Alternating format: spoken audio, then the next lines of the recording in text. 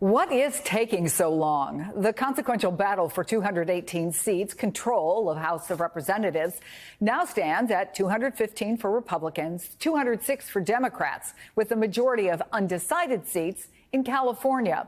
The last update from the state showed more than 2.5 million unprocessed ballots. But Republicans aren't waiting. They're moving ahead with leadership elections tomorrow. Anyone who wanted to run for a position had to put their name in by noon today.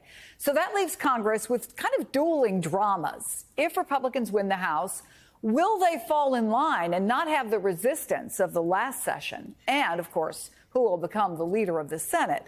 NBC's Julie Serkin is on Capitol Hill. Brendan Buck was an aide to former Republican speakers John Boehner and Paul Ryan and is an MSNBC political analyst. Julie, why is it taking so long? I get this question, and I'm sure you do all the time. And what are both sides planning for in terms of those leadership elections?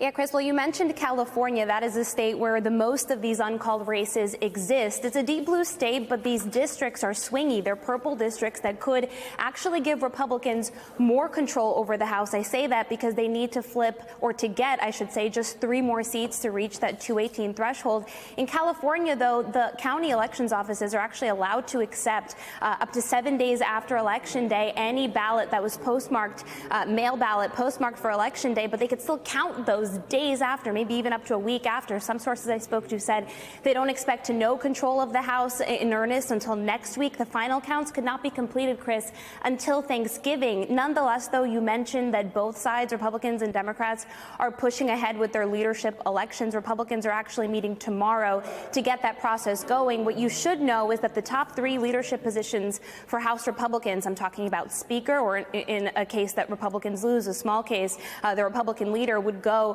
to Mike Johnson. It would also keep in place Steve Scalise, who is the current number 2 Republican in the House, and Tom Emmer, who's the vote counter for Republicans. Everybody below them, including the person to replace Elise Stefanik, who was named to the Trump administration, had until 12 today to put their name in. Tomorrow, they'll get behind closed doors in a secret ballot process and try and fill out the rest of the leadership structure. When it comes to Democrats, Hakeem Jeffries and House Democratic leadership are perhaps the only Democrats that are not facing fury right now, and that is because, as Speaker Emerita Pelosi pointed out, House Democrats actually ran well ahead of the top of the ticket, beating, of course, Harris's performance. You see that in that some of these close races are still being counted. So that process will get going tomorrow. But even though we heard a warning from Johnson and from Scalise not to dwindle their majority even further, with Trump taking more potentially of those picks for his cabinet.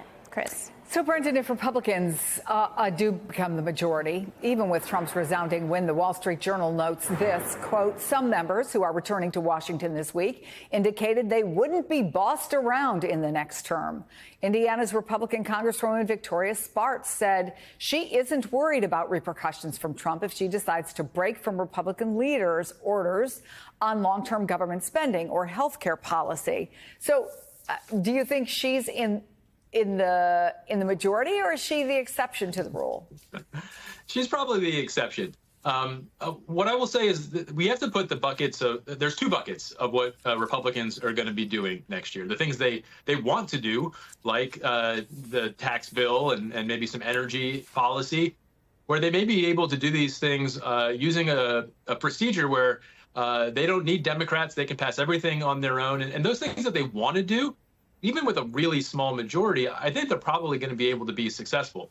But then there are the things that they have to do. And that's where Republicans have stubbed their foot time and time again. That's like funding the government, increasing the debt limit. And while Hakeem Jeffries has been the minority leader this past Congress, he has had plenty of action. And I expect that to continue. I don't think there's any way that even with all of this unified Republican Congress, even with Donald Trump there to try to keep people in line, I don't see any scenario in which all Republicans are willing to increase the debt limit on their own, for example. They're going to need Democratic votes to increase the debt limit. They're probably going to need Democratic votes to fund the government. And that's where Hakeem Jeffries is going to actually have a lot of leverage and a lot of power in this Congress. A lot of fanfare about work on tax reform and other things they want to do, but keep an eye on those things that are actually really, really important. Avoiding a government shutdown, avoiding a debt default. Meantime, Brendan, let's talk about the Senate side, shall we? You have leadership elections scheduled for tomorrow. Senators Thune, Cornyn, Scott. I think the way they do it right is they have a secret ballot and then they narrow it down and then you have one-on-one. Tell me what you're watching for and what you think the outcome might be. Well, I still think that Senator John Thune is probably the favorite. This sort of breaks down the two Johns versus John Thune and John Cornyn versus Rick Scott. Rick Scott is clearly playing himself out to be the MAGA candidate. He's gone all in with Trump, even to the point where he was hanging out with Laura Loomer, the online conspiracy theorist who seems to be close to Donald Trump.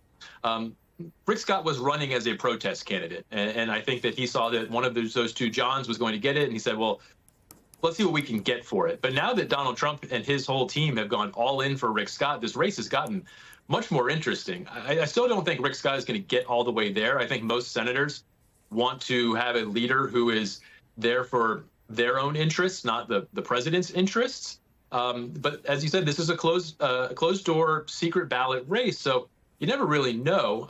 But I still think that they're not going to put their future in the hands of somebody like Rick Scott, who clearly will do anything that Donald Trump asks him to do.